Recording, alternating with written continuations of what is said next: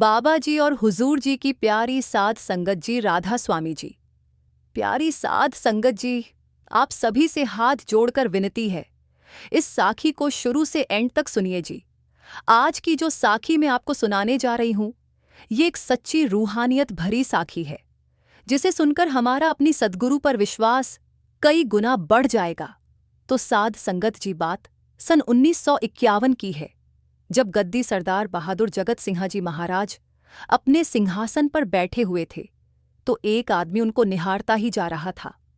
उसे और कुछ भी दिखाई नहीं दे रहा था, केवल उनके नूरी स्वरूप के दर्शन करते हुए उनके पास जाता जा रहा था।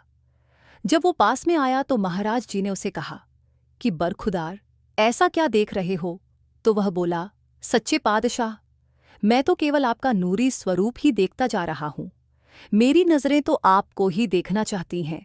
मैं चाहता हूं कि इसी तरह आपका नूरी स्वरूप देखते हुए मैं बस सचखंड में चला जाऊं। तो महाराज जी बोले, अच्छा, तुम जाना चाहते हो तो हम तुम्हें ज़रूर ले जाएंगे, लेकिन इसके लिए तुम्हें भजन सिमरन ज़रूर करना होगा। तो उस आदमी ने कहा, जी ज़रूर, कुछ पाने के लिए कुछ देना भी पड़ता है। तो फिर महाराज जी ने कहा, तो फिर आप अपना टाइम दीजिए। तो उन्होंने कहा, सच्चे पादशाह, आपका जो हुक्म हो मैं वैसा ही करूंगा, बस मुझे आप अपने साथ ले जाइए। तो साध संगत जी, अब महाराज जी ने कहा कि आपको पहले 2:30 से 5 करना होगा। भाव ये है कि आपको भजन सिमरन का समय डबल करना होगा, तो मैं तुम्हें अपने साथ ले जाऊंगा। अगर यकीन नहीं करते तो लाओ हाथ, हम तुम्हें अभी दिखा देते हैं। उस आदमी ने जैसे ही हाथ आगे किया, उसके आंखें बंद हो गईं, और जो नज़ारा उसे दिखाई दिया वो ऐसा था कि उसकी आंखें बंद थीं और उसके चारों ओर रोशनी ही रोशनी थी। उसे लगा कि वो जैसे किसी नए स्थान पर पहुंच गया हो। वो बोला, सच्चे पादशाह, बस मुझे अपने साथ ज़रूर ले जाना। आप कहते हो तो मैं 2:30 से 5 करने को तैयार हूं। तो महाराज जी ने कहा कि मुझे तुमसे अभी बहुत सेवा लेनी है, तो क्या तुम सेवा करने के लिए तैयार हो? तो उसने कहा, सच्चे पादशाह, अगर आप सेवा दोगे तो मैं ज़रूर करूंगा। इतनी बात कहकर वह अपने घर को चला गया और भजन सिमरन करना शुरू कर दिया। अंतर में उसका ध्यान स्थिर हो गया। लेकिन कुछ दिनों के बाद ऐसा हुआ कि सरदार बहादुर महाराज जगत सिंह जी ज्योति ज्योत्समा गए। ये बात अक्टूबर 1951 की है। जब उस आदमी को पता चला तो उसके मुंह से ये शब्द निकले कि रब भी झूठ बोलता है। उन्होंने तो मुझसे कहा था कि मुझे तुझसे बड़ी सेवा लेनी है, और वह तो ऐसे ही चल दिए। उसके दिल को बड़ी ठेस पहुंची और वह दिन रात यही कहता रहता कि रब तो यहाँ है ही नहीं। अगर रब है तो रब झूठ बोलता है, रब झूठ बोलता है। वह बस यही रट लगाए रखता। उसने सोचा कि आज के बाद ना तो वो सत्संग में जाएगा और ना ही वो आज से भजन सिमरन करेगा। उसने 3 महीने ना तो भजन सिमरन किया और ना ही वो सत्संग में गया। अब गद्दी पर हुजूर महाराज चरण सिंह जी विराजमान थे। करीब 3 से 4 महीने के बाद उस आदमी को रात को करीब 3 बजे एक सपना आया, जिसमें उसे किसी ने आवाज़ लगाई और कहा कि मलकीत सिंह, तुम भजन सिमरन किया करो और सत्संग जाया करो, तुमसे अब भी बहुत सेवा लेनी है। वह झटपट उठा। उसने देखा सामने चरण सिंह जी महाराज जी का स्वरूप था, और जैसे ही उसने उस चेहरे को देखना शुरू किया, वो चेहरा सरदार बहादुर जगत सिंह जी के स्वरूप में परिवर्तित हो गया। अगले ही पल उसने फैसला कर लिया कि कल से वो सत्संग में भी जाएगा और सेवा सिमरन भी करेगा। सुबह उठा तो सबसे पहले सत्संग में गया। 3-4 महीने लगातार वो ऐसे ही सत्संग में जाता रहा और भजन सिमरन करने लगा। वही नूरी स्वरूप उसके सामने बार बार आता। एक दिन किसी सेवादार ने उसे कहा कि तुम्हें महाराज चरण सिंह जी बुला रहे हैं। इतनी बात सुनते ही वो हाथ जोड़कर महाराज चरण सिंह जी के सामने उपस्थित हो गया। महाराज चरण सिंह जी ने उसे कहा, मलकीत सिंह, क्या तुम कार चला सकते हो? तो उसने बोला, मालिक, मैं जीप चला सकता हूं, लेकिन कार कभी नहीं चलाई। तो महाराज चरण सिंह जी ने कहा कि कोई फर्क नहीं है, कल से तुम हमारी कार चलाओगे और ड्राइवरी करोगे। तो गुरु प्यारी साध संगत जी, हम जिस आदमी के बारे में बात कर रहे हैं वो महाराज चरण सिंह जी के ड्राइवर जी हैं, जो कि करीब 32 साल महाराज चरण सिंह जी की सेवा में लगे रहे। उन्होंने मौजूदा सरकार के साथ भी ड्राइवरी की, परंतु कभी भी उनसे यह नहीं बोला कि महाराज आज किधर जाना है, चुपचाप उन्होंने अपनी सेवा निभाई और भजन सिमरन पर ध्यान दिया। महाराज चरण सिंह जी ने उसे कहा कि मलकीत सिंह, तुमसे अभी बहुत सेवा लेनी है। वह हाथ जोड़कर खड़ा हो गया और हमेशा यही कहता कि सच्चे पादशाह, आपको जो अच्छा लगे आप वो करो, आप सब कुछ जन्नहार हो।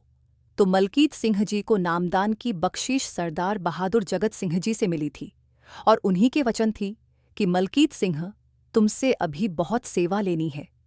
जब वे ड्राइवर बने तो महाराज जी उन्हें समय देते कि आप सुबह 2 बजे आना, 3 बजे आना, तो मलकीत सिंह जी आधा घंटा पहले पहुंच जाते। लेकिन कभी भी उन्होंने महाराज जी से प्रश्न नहीं किया कि महाराज जी किधर जाना है। जब भी महाराज जी बैठते तो केवल हाथ का इशारा करते कि हमें इधर जाना है और इधर जाना है। जब मलकीत सिंह की शादी हुई तो मलकीत सिंह के घर में एक लड़के ने जन्म लिया। लड़का बड़ा हुआ तो पता चला कि वो लड़का बोल नहीं सकता। मलकीत सिंह की पत्नी रोज उसे बोलती कि आप महाराज जी से बात करो, हमारा बेटा तो बात ही नहीं करता, बोलता ही नहीं है। तो मलकीत सिंह जी एक कान से सुनते और दूसरे कान से निकाल देते। उन्होंने कभी भी महाराज जी के सामने ये बात नहीं रखी। वो कहते थे कि वो तो रब है और रब को क्या बताना, अगर रब को भी बताना पड़े तो वो रब नहीं। कितने दिन बीत गए और मलकीत सिंह की पत्नी हर बार यही बोलती कि महाराज जी से बात करो, लेकिन उन्होंने कभी महाराज जी से बात नहीं की।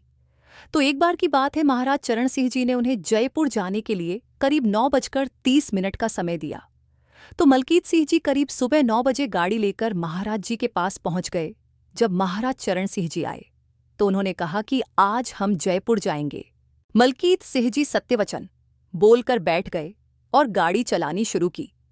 रास्ते में महाराज चरण सिंह जी ने गाड़ी रुकवाई और पीछे से उठकर मलकीत सिंह के साथ वाली सीट पर बैठ गए और मलकीत सिंह जी के कंधे पर अपना हाथ रखा और कहने लगे, मलकीत सिंह, तूने बताया नहीं कि तेरा बेटा बोलता नहीं है।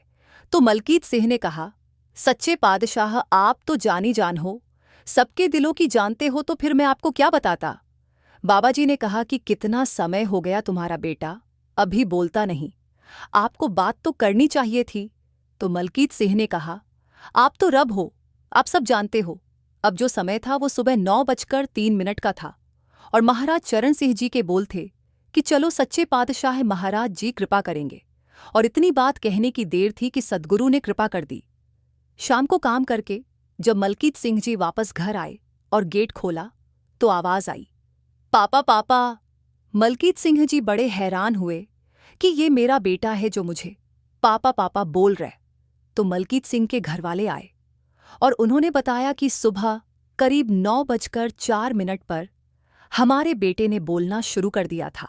तो साध संगत जी, मलकीत सिंह ने कहा कि घड़ी में करीब 9:03 हुए थे। जब महाराज जी ने कहा था कि महाराज जी कृपा करेंगे तो 9:04 पर उन्होंने कृपा कर दी। एक बार चरण सिंह जी महाराज बिना बताए दोपहर को मलकीत सिंह जी के घर तक चले गए। उन्होंने देखा कि महाराज जी आए हैं तो जल्दी जल्दी 2 कुर्सियां लगा दी और उन्हें बैठने के लिए कहा और कहा कि महाराज जी, आपने तकलीफ क्यों की, आप मुझे बता देते, मैं आ जाता। तो महाराज जी ने कहा, नहीं मलकीत सिंह, आज हमें ही आना था। तो वो बैठ गए। तो महाराज जी और मलकीत सिंह जी ने वहाँ कॉफ़ी पी और साथ में मलकीत सिंह जी को कहा कि आप अभी चाहे भजन सिमरन करो चाहे ना करो, आपका भजन सिमरन पूरा है। तो ये बात जब मलकीत सिंह ने सुनी तो उन्होंने कहा, महाराज जी अगर भजन सिमरन पूरा है तो फिर मुझे ले जाओ। तो उन्होंने कहा, ले जाएंगे, लेकिन अभी तुम्हारा टाइम बाकी है। तो साध संगत जी, मलकीत सिंह जी ने वैसे ही कहा कि आप ले तो जाओगे ना। तो अब महाराज चरण सिंह जी ने भी वही बात कही जो उस समय सरदार बहादुर जी ने कही थी। उन्होंने कहा, अगर नहीं यकीन तो 2 हाथ, वही नूरी स्वरूप, वही रोशनी और वही ज्योति। मलकीत सिंह जी ने यह नज़ारा देखा तो कहा, सच्चे पादशाह, बस मुझे अपने साथ रखना, मुझे ले जाना। इतना कहकर महाराज जी घर चले गए। तो प्यारी साध संगत जी, आज की ये सांखी बड़ी ही रूहानियत भरी सांखी थी जो कि मलकीत सिंह जी ने स्वयं सुनाई थी। तो साध संगत जी, अगर हमें कुछ पाना है तो कुछ देना पड़ता है, यही रिवाज है, यही रीति है।